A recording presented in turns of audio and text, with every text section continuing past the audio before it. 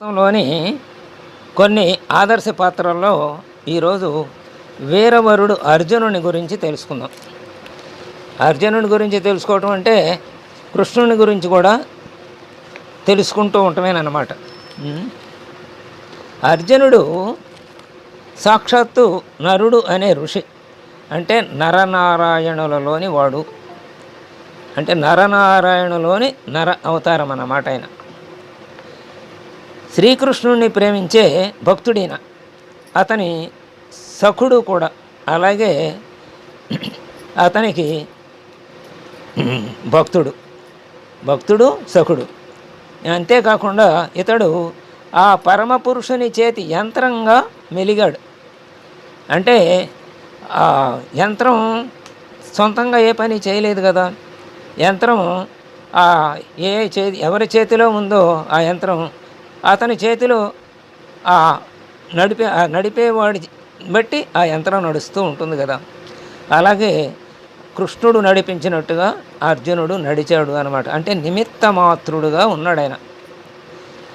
అంటే భగవానుడు మహాభారత యుద్ధంలో గొప్ప యోధులను సంహరించాడు.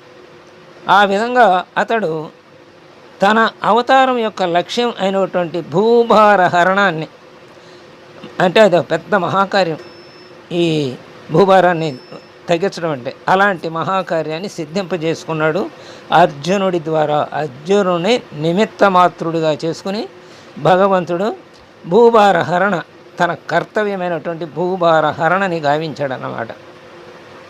అంటే భూమి యొక్క బరువుని తగ్గించాడు. ఆయన కృష్ణావతారం యొక్క లక్ష్యము అదే. ఆ లక్ష్యాన్ని సాధించుకోవడానికి అర్జునుడిని నిమిత్త మాత్రుడిగా చేసుకున్నాడు. అందుకనే నిమిత్త మాత్రుడు కాబట్టి యంత్రంగా అర్జునుడు కృష్ణుని చేతిలో పనిచేశాడు అని చెప్పుకుంటున్నాం. ఈ విషయాన్ని అతడు భగవద్గీతలో అర్జునుడికి విశ్వరూప దర్శనం చేస్తూ ఉన్న సందర్భంలోనే స్వయంగా తానే అంగీకరించాడు. అర్జునా, నీ శత్రువులు అందరూ ముందే నా చేత నిహతులు అయ్యేరు.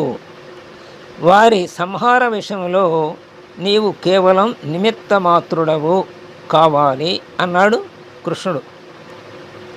భగవద్గీత ఉపదేశంలో ఇదే చెప్పాడు అర్జునుడితో.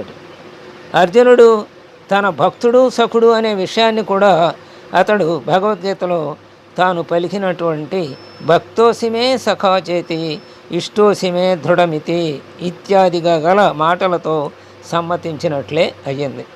అంటే భక్తులలో నువ్వు నాకు భక్తుడివి, అలాగే సఖుడివి అని కూడా చెప్పాడు అన్నమాట.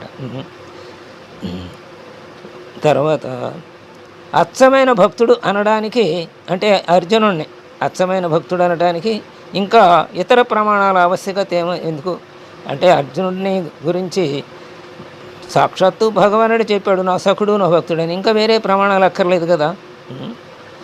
భగవద్గీతలో కడపట కరిష్యే వచనంతవా అని పలికే అర్జునుడు భగవానుని చేతి యంత్రంగా మెలుగుదిను అని ఏ ప్రతిజ్ఞ చేశాడో దానిని కడదాకా నిలుపుకుంటూ వచ్చాడు అర్జునుడు. కరిష్యే వచనంతవా, నీవు చెప్పినట్టు నేను చేస్తాను, అంటే నిమిత్త మాత్రుడుగా ఉంటాను, నీవు ఆజ్ఞ ఇవ్వు అన్నాడు అనమాట అర్జునుడు. అలాగే మెలిగాడు చివరిదాకా. ఈ విషయం మహాభారతాన్ని పరిశీలిస్తే మనకి స్పష్టమవుతుంది.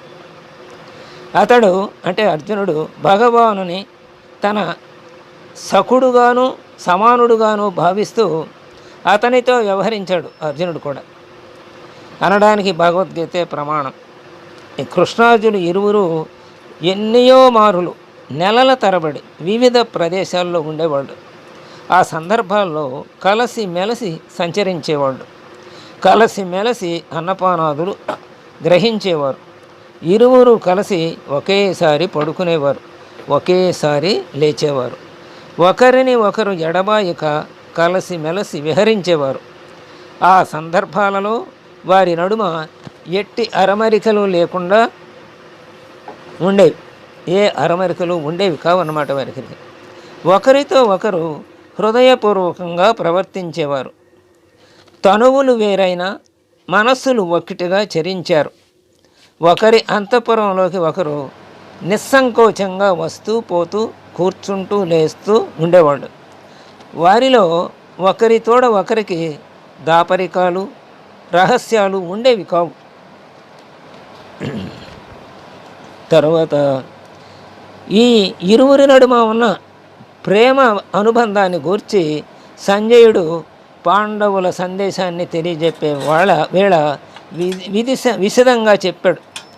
మనం సంజయుడి పాత్రలో ఇవన్నీ కూడా తెలుసుకున్నాం. మళ్ళీ ఒకసారి ఇక్కడ మళ్ళీ గుర్తు తెచ్చుకుంటున్నాం అన్నమాట.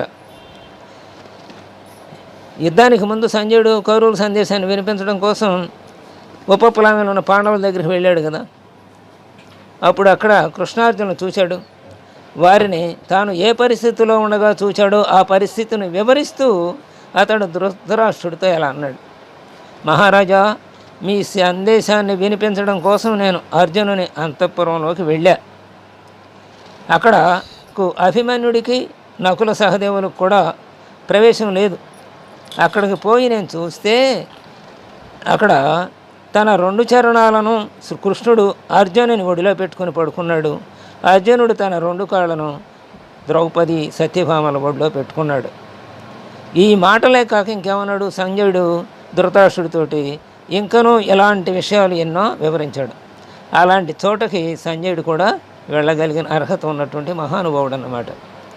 అక్కడ అభిమన్యుడు నకుల సహదేవులు కూడా వెళ్ళలేని చోటుకి. ఇక అంటే కృష్ణార్జునుల యొక్క తత్వాన్ని ఇద్దరూ ఒకటే, కృష్ణుడు అర్జునుడు ఒకటే అని చెప్పుకోవటానికి ఈ ఉదాహరణలు అన్నమాట. ఈ జోదంలో పెట్టుకున్న నిబంధనను అనుసరించి పాండవులు వనంలోకి వెళ్ళారు కదా. అప్పుడు కృష్ణుడు వారిని కలుసుకోవటం కోసం ఒకసారి వనంలోకి వస్తాడు. అప్పుడు అతడు తాను అర్జునుడు ఒకటే అనే విషయాన్ని వివరిస్తూ అతనితో ఇలా అంటాడు: అర్జున, కేవలము నేను నీవాడను, అలాగే నీవు కూడా నా వాడవు. నావారు నీవారు, నీవారు నావారు. అంటే నీ వాళ్ళంతా నా వాళ్ళే, నా వాళ్ళంతా నీ వాళ్ళే. నిన్ను ద్వేషించిన వాడు నన్ను ద్వేషించిన వాడు అవుతాడు, నిన్ను ప్రేమించిన వాడు నన్ను ప్రేమించిన వాడు అవుతాడు. నీవు నరుడవు, నేను నారాయణుడను. నీకు నాకు భిన్నత్వం ఏమీ లేదు. నీ తోడ నాకు భిన్నత్వం లేదు, అలా నా తోడ నీకు భిన్నత్వం లేదు. మన ఇద్దరం ఒకటే అని, ఏ తేడా మన ఇద్దరిలోనూ లేదు, మన ఇద్దరం ఒకటే అని మహాభారతంలోని సంఘటనను కొన్నిటిని పరిశీలిస్తే అర్జునుడు కృష్ణుడు ఎంత ప్రీతిపాత్రుడో, వారు ఇరువురిలోనూ ఎలాంటి అభిన్నత్వం ఉందో మనకి అవగతమవుతుంది. అర్జునుడు తన వనవాస కాలంలో తీర్థయాత్రలు చేసిన సందర్భంలో ఒకప్పుడు ప్రభాస క్షేత్రానికి వెళ్ళాడు. ఆ ఆగమన వార్త విన్న వెంటనే కృష్ణుడు అతనిని కలుసుకోవటం కోసం ద్వారక నుండి ప్రభాస క్షేత్రానికి వెళతాడు. అతనిని అచ్చటి నుండి రైవతక పర్వతం మీదకు తోడుకొని వెళతాడు. అంటే ఇది గుజరాత్లో ఉంది ప్రభాస క్షేత్రం, అలాగే రైవత పర్వతం కూడా. అతనితో అక్కడ చాలా రోజులు గడిపాడు కృష్ణుడు, అర్జునుడు అని ఇద్దరు గడిపారన్నమాట. అనంతరం వారు అక్కడ నుండి మళ్ళీ ద్వారకకు వచ్చారు. అక్కడ అర్జునుడు కృష్ణుని అంతఃపురంలో అతనికి అత్యంత ప్రీతిపాత్రుడైన అతిథిగా కొన్ని దినాలు ఉన్నాడు. ఆ దినాల్లో రాత్రివేళ వారు కలిసి నిద్రించేవారు. ఆ సమయంలో తన సోదరిని సుభద్రని అన్నమాట అర్జునుడు పెండ్లి ఆడగోరుతూ ఉన్నట్లు శ్రీకృష్ణునికి తెలియవచ్చింది. అప్పుడు కృష్ణుడు తనను అర్జునుడు కృష్ణుని కోరకముందే అందులకు తన అంగీకారాన్ని అర్జునునికి తెలిపాడు శ్రీకృష్ణుడు. అంతేకాదు, ఆమెను ఎత్తుకొని హరించుకొని పోవటానికి ఆ ఉపాయం కూడా కృష్ణుడే అర్జునుడికి వివరించి చెప్పాడు. ఇంకా అంతటితో ఊరుకున్నాడు అంటే ఊరుకోలేదు. ఆయుధాలను ఇచ్చాడు, రథాన్ని కూడా ఇచ్చాడు. అంటే తన ఆయుధాలని తన రథాన్ని ఇచ్చాడు. సుభద్రను హరించిన విషయం తెలిసిన బలరాముడు కుపితుడై అర్జునుని ప్రతిఘటించబోయాడు. అప్పుడు కృష్ణుడు అనేక విధాలా నచ్చజెప్పి అతనిని శాంతింపజేసి సుభద్రకు అర్జునుడితో పెళ్లి జరగటానికి సమ్మతింపజేస్తాడు. అనంతరం ద్వారకలోనే సుభద్రార్జునుల వివాహం జరపడానికి జరుగుతుంది.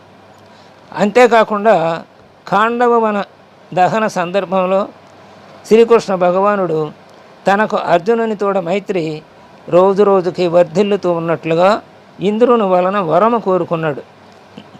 అలాగే ఇదేదో వరం ఇచ్చాడు ఇంద్రుడు. సరే మీ మైత్రి అలా కొనసాగుగా కానీ వరం ఇచ్చాడు. కృష్ణార్జునులు అభిన్నులు అని మనకి ఇది ఒక ప్రమాణం. అలాగే ఖాండవ వన దహనంలో ఆ అగ్ని ప్రళయం నుండి యముడనే దానవుడు తప్పించుకొని పారిపోవడానికి ప్రయత్నిస్తాడు. అప్పుడు అగ్నిదేవుడు మూర్తి రూపం ధరించి వానిని దహించి వేయడం కోసం యముడిని వెంబడిస్తాడు. అతనికి బాసటగా చక్రం చేతబట్టి శ్రీకృష్ణుడు కూడా వానిని సంహరించడానికి ఉద్యమిస్తాడు. అప్పుడు యముడు ఆత్మరక్షణ కోసం అర్జునుని శరణు వేడుతాడు. అర్జునుడు అతనికి అభయం ఇస్తాడు. అంతటా శ్రీకృష్ణుడు కూడా తన చక్రాన్ని ఉపసంహరిస్తాడు. అగ్నిదేవుడు కూడా ఇక వానిని వెంబడించడం ఆపివేస్తాడు. యముని ప్రాణాలు నిలుస్తాయి. ఆ ప్రకారంగా యముడు బతికి అర్జునునకు ఒకంత సేవను అందింప పూనుకుంటాడు.